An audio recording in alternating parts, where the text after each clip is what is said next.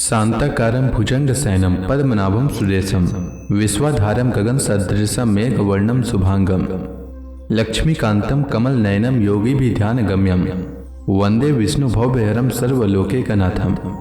मंगलम भगवान विष्णु मंगलम गरुड़ध्वज मंगलम पुंडरीकाक्ष मंगलाय तनोहरि। ओम नमो भगवते वासुदेवाय। आज का दिन आप सभी के लिए मंगलमय हो। आइए सुनते हैं आश्विन मास कथा का 24वां अध्याय। भगवान श्री कृष्ण ने उद्धव जी से आगे कहा, उद्धव जी, विषयों में कहीं भी गुणों का आरोप करने से उस वस्तु के प्रति आसक्ति हो जाती है। आसक्ति होने से उसे अपने पास रखने की कामना हो जाती है और इस कामना की पूर्ति में किसी प्रकार की बाधा पड़ने पर लोगों में परस्पर कलह होने लगता है। कलह से असह्य क्रोध की उत्पत्ति होती है और क्रोध के समय अपने हित अहित का बोध नहीं रहता, अज्ञान छा जाता है। इस अज्ञान से शीघ्र ही मनुष्य की कार्य का निर्णय करने वाली व्यापक चेतना शक्ति लुप्त हो जाती है। साधो, चेतना शक्ति अर्थात स्मृति के लुप्त हो जाने पर मनुष्य में मनुष्यता नहीं रह जाती, पशुता आ जाती है और वह शून्य के समान अस्तित्वहीन हो जाता है। अब उसकी अवस्था वैसी ही हो जाती है जैसे कोई मूर्छित या मुर्दा हो। ऐसी स्थिति में न तो उसका स्वार्थ बनता है और न तो परमार्थ। विषयों का चिंतन करते करते वह विषय रूप हो जाता है। उसका जीवन वृक्षों के समान जड़ हो जाता है। उसके शरीर में उसी प्रकार व्यर्थ श्वास चलता रहता है जैसे लुहार की धौंकनी की हवा। उसे न अपना ज्ञान रहता है और न किसी दूसरे का। वह सर्वथा आत्मवंचित हो जाता है। उद्धव जी, यह स्वर्गादि रूप फल का वर्णन करने वाली श्रुति मनुष्यों के लिए उन लोगों को परम पुरुषार्थ नहीं बतलाती, परंतु बहिर्मुख पुरुषों के लिए अंतःकरण शुद्धि के द्वारा परम कल्याण में मोक्ष की विवक्षा से ही कर्मों में रुचि उत्पन्न करने के लिए वैसा वर्णन करती है जैसे बच्चों से औषधि में रुचि उत्पन्न करने के लिए रोचक वाक्य कहे जाते हैं। इसमें संदेह नहीं कि संसार के विषय भोगों में, प्राणों में और सगे संबंधियों में सभी मनुष्य जन्म से ही आसक्त हैं और उन वस्तुओं की आसक्ति उनकी आत्मोन्नति में बाधक एवं अनर्थ का कारण है। वे अपने परम पुरुषार्थ को नहीं जानते, इसलिए स्वर्गादि का जो वर्णन मिलता है वह ज्यों का त्यों सत्य है ऐसा विश्वास करके देवादि योनियों में भटकते रहते हैं और फिर वृक्ष आदि योनियों के घोर अंधकार में आ पड़ते हैं।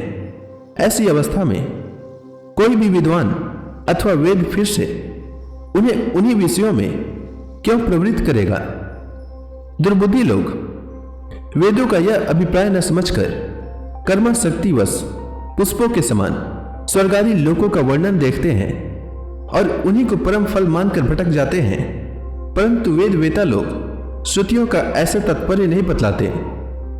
विषय वासनाओं में फंसे हुए दिनहीन लोभी पुरुष रंग बिरंगे पुष्पों के समान स्वर्गादि लोकों को ही सब कुछ समझ बैठते हैं।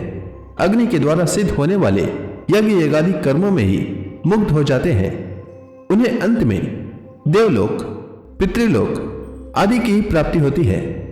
दूसरी ओर भटक जाने के कारण उन्हें अपने निज धाम आत्मपद का पता नहीं लगता। प्यारे उद्धव, उनके पास साधना है तो केवल कर्म की और उसका कोई फल है तो इंद्रियों की तृप्ति। उनकी आंखें धुंधली हो गई है, इसी से वे यह बात नहीं जानते कि जिससे इस जगत की उत्पत्ति हुई है, जो स्वयं इस जगत के रूप में है, वह परमात्मा मैं उनके हृदय में ही हूं। यदि हिंसा और उसके फल मांस भक्षण में रागी हो, उसका त्याग न किया जा सकता हो तो यज्ञ में ही करे। यह परिसंख्या विधि है, स्वाभाविक प्रवृत्ति का संकोच है। संध्या वंदना आदि के समान अपूर्व विधि नहीं है।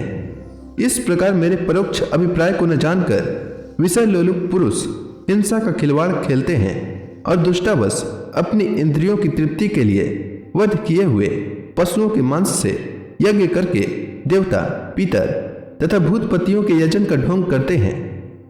उद्धव जी, स्वर्गादि परलोक स्वप्न के दृश्यों के समान है। वास्तव में वे असत हैं, केवल उनकी बातें सुनने में बहुत मीठी लगती है। सकाम पुरुष वहां के भोगों के लिए मन ही मन अनेकों प्रकार के संकल्प कर लेते हैं, और जैसे व्यापारी अधिक लाभ की आशा से मूल धन को भी खो बैठता है, वैसे ही वे सकाम यज्ञों द्वारा अपने धन का नाश करते हैं।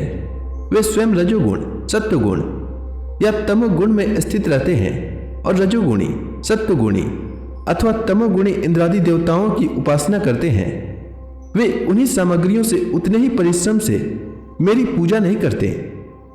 वे जब इस प्रकार की पुष्पिता वाणी, रंग बिरंगी मीठी मीठी बातें सुनते हैं कि हम लोग इस लोक में यज्ञों के द्वारा देवताओं का यजन करके स्वर्ग में जाएंगे और वहां दिव्य आनंद भोगेंगे, उसके बाद जब फिर हमारा जन्म होगा तब हम बड़े कुलीन परिवार में पैदा होंगे, हमारे बड़े बड़े महल होंगे और हमारा कुटुंब बहुत सुखी और बहुत बड़ा होगा, तब उनका चित्त शुद्ध हो जाता है और उन हैकड़ी जताने वाले घमंडियों को मेरे संबंध की बातचीत भी अच्छी नहीं लगती।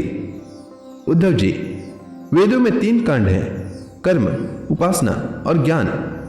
इन तीनों कांडों के द्वारा प्रतिपादित विषय है ब्रह्म और आत्मा की एकता। सभी मंत्र और मंत्र दृष्टा ऋषि इस विषय को खोलकर नहीं, गुप्त भाव से बतलाते हैं, और मुझे भी इस बात को गुप्त रूप से कहना ही अभिष्ट है। वेदों का नाम है शब्द ब्रह्म।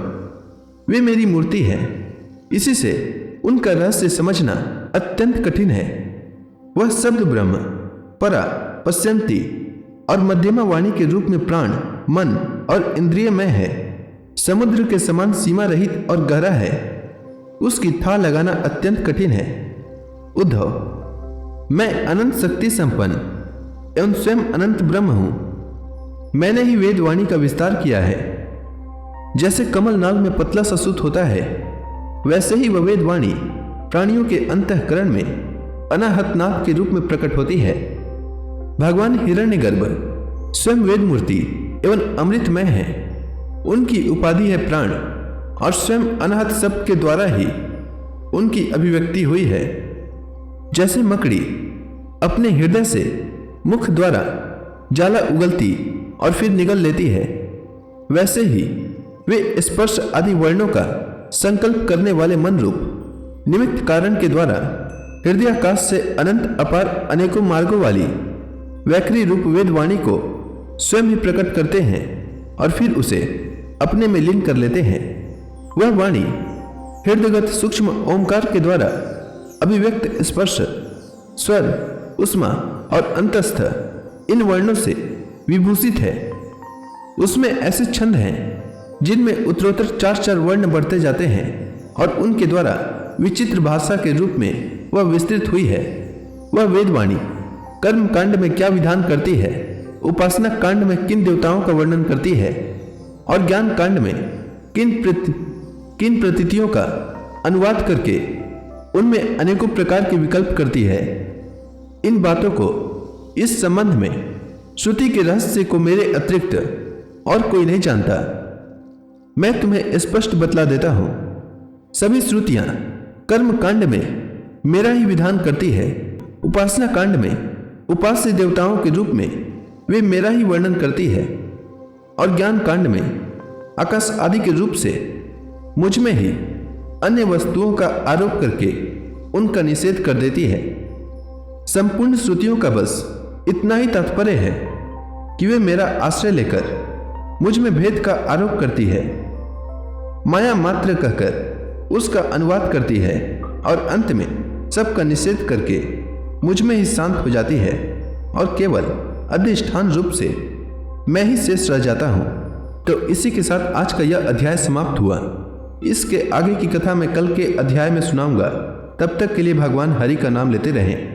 तो प्रेम से बोलिए भगवान विष्णु की जय, श्री कृष्ण भगवान की जय, समस्त देवी देवताओं की जय।